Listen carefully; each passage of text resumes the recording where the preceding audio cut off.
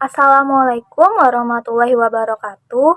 Kami dari kelompok kelas 11 6A13 ingin mempresentasikan hasil tugas kami yang berjudul Perilaku Konsumtif Masyarakat Terhadap Film Bajakan pada Situs Ilegal dalam Perspektif Hukum Hak Cipta.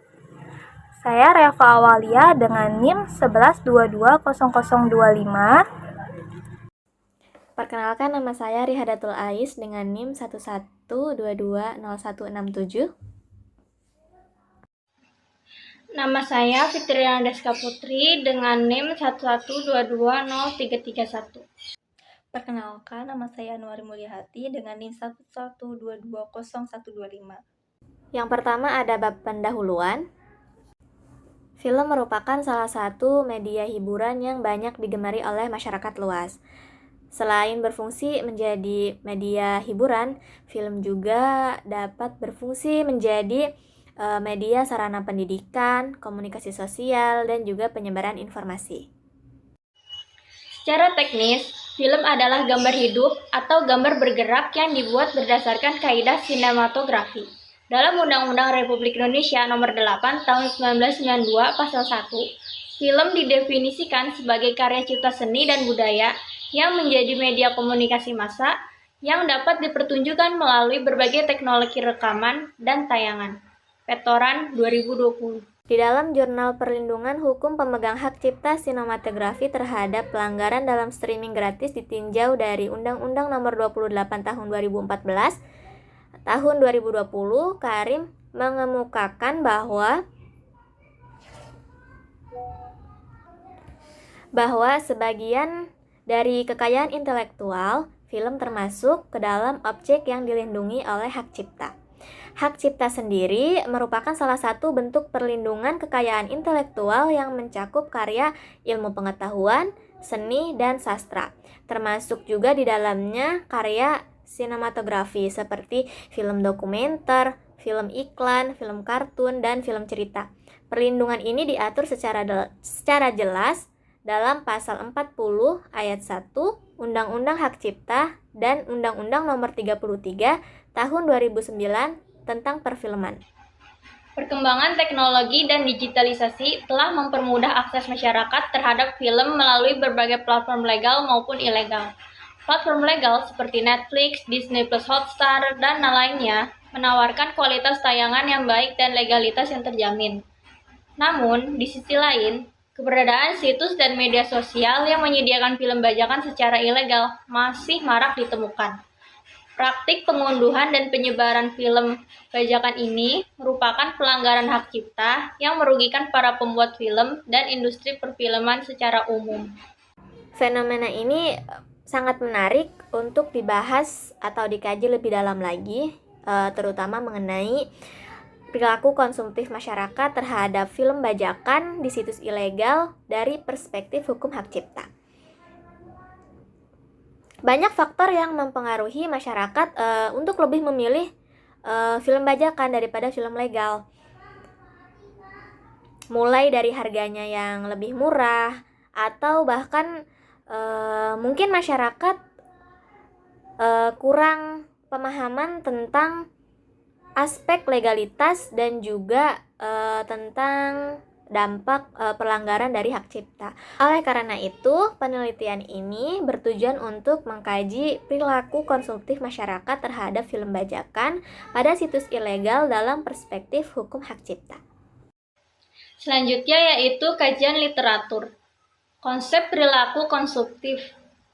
Pertama, perilaku konsumtif mengacu pada cara individu mengonsumsi yang tidak lagi berfokus pada kebutuhan dasar, tetapi dipicu oleh keinginan untuk mencapai gaya hidup tertentu dan kepuasan pribadi.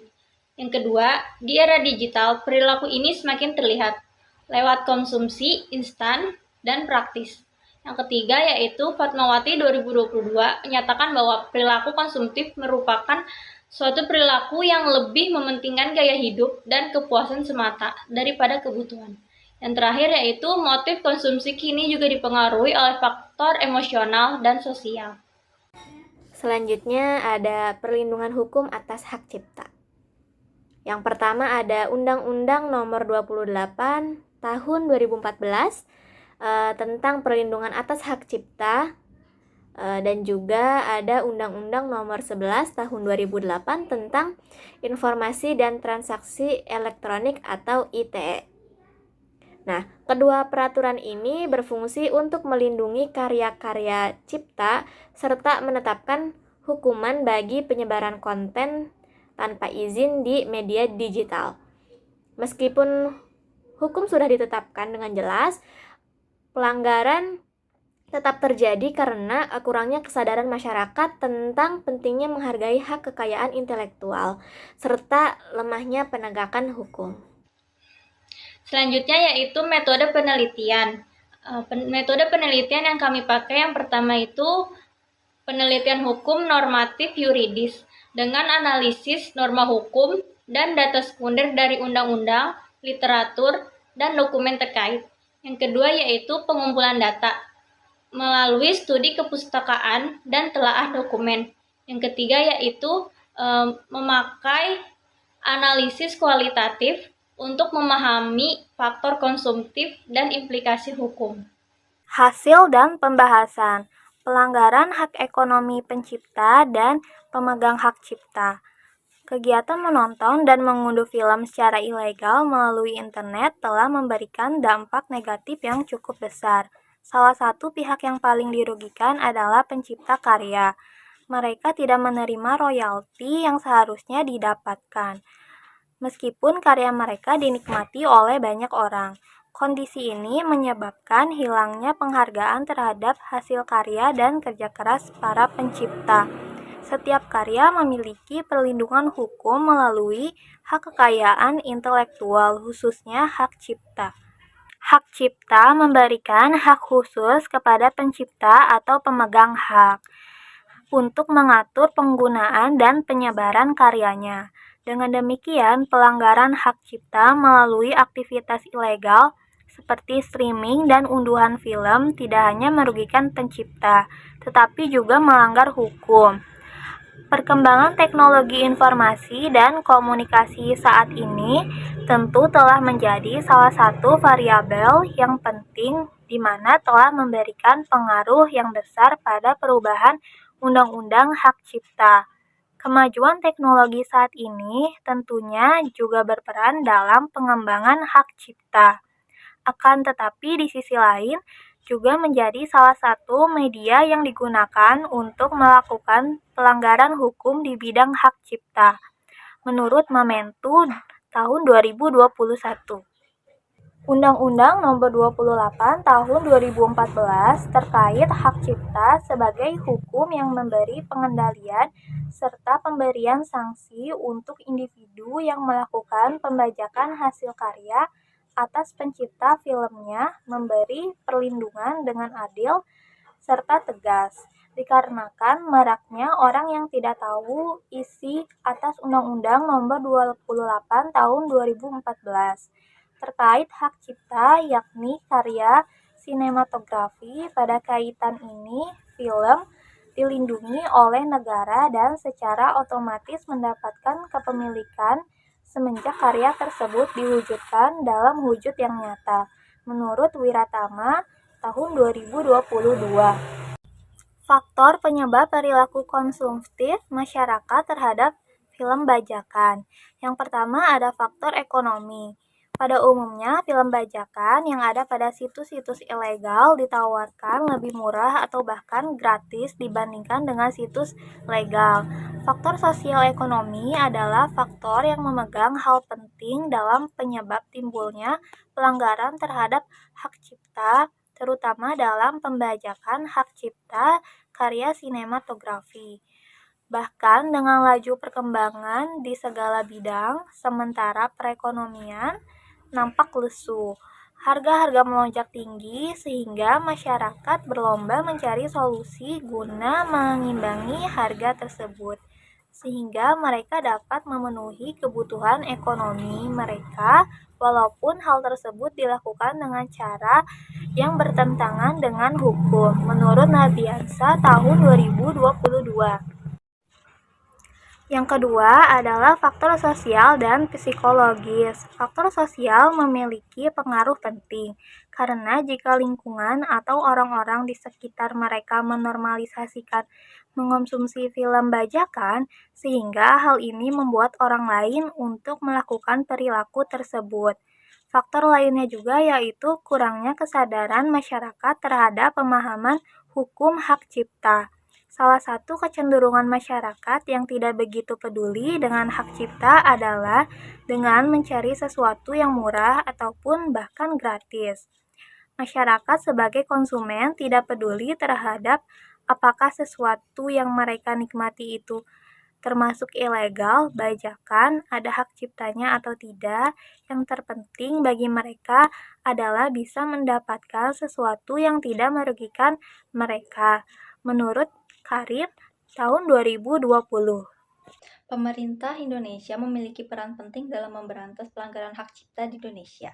Sikap yang seharusnya diambil oleh pemerintah dalam upaya pemberantasan pelanggaran hak cipta menurut Setiono dan Bramantyo 2023 yaitu: yang pertama, memperkuat lembaga penegak hukum. Pemerintah Indonesia perlu memperkuat lembaga penegak hukum seperti kepolisian, kejaksaan, dan pengadilan dalam menangani kasus pelanggaran hak cipta. Kedua, meningkatkan pemahaman hakim tentang hak cipta.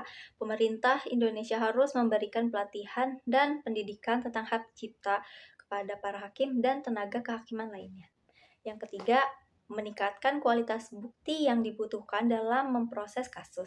Pemerintah Indonesia perlu meningkatkan kualitas bukti yang dibutuhkan dalam memproses kasus pelanggaran hak cipta. Yang keempat, memberikan hukuman yang tegas. Pemerintah Indonesia harus memberikan hukuman yang lebih tegas bagi pelaku pelanggaran hak cipta.